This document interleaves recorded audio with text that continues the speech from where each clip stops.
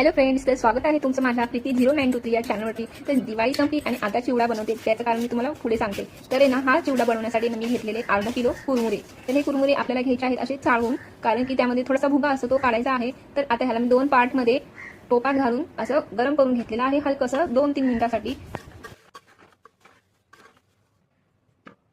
तर कुरमुरे कसे असतात ना, की वजनामध्ये जास्त भरतात। अर्धा किलो जरी आपण आणले तर असे ते वाटतात की 1 किलो आहे। तर 2 ते 3 पार्ट करून मी असे त्याला 2 ते 3 मिनिटांसाठी भाजून घेतलं। आणि आता आपल्याला ह्या कुरमुऱ्याच्या चिवड्यामध्ये काय काय साहित्य घालायचं आहे ते पाहूयात का।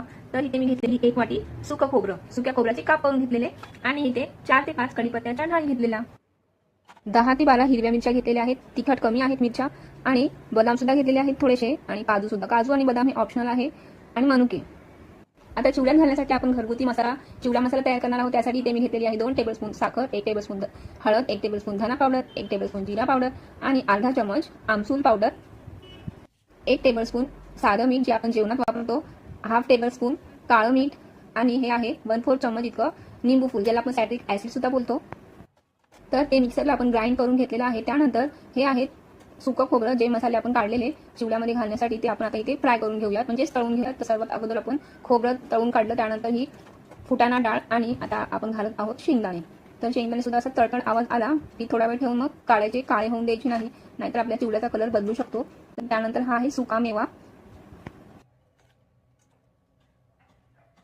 तर हे बदाम सुद्धा असा तळतळ आवाज येतो, जसे शेंगदाणे भाजून आपण तसा बदामचा सुद्धा आवाज येतो। तर त्यानंतर आपल्याला घालायचे आहेत काजू, हे सुद्धा थोड्या वेळात असे फ्राय करायचे आहेत, काळे होऊन द्यायचे नाही। आणि मनुके जे आहेत ते आपल्याला फ्राय न करता असेच अख्खेच टाकायचे आहेत।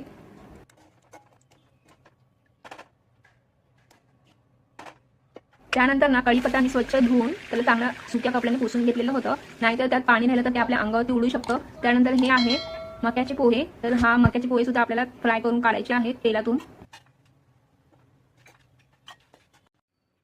तर चिवडा बनवून झाल्याच्या नंतर ना हळदीचं प्रमाण कमी वाटलं म्हणून 1 टेबलस्पून तेलामध्ये मी 1 टेबलस्पून हळद घातली, आणि मस्त असं फोडणी दिली। आणि दिवाळीनंतर चिवडा बनवायचं कारण हे की चिवडा एकदम छक्का झालेला, आणि त्यामुळे मला राहला नाही, आणि मी हा व्हिडिओ बनवला। तर तुम्हाला माझा व्हिडिओ आवडला असेल तर लाईक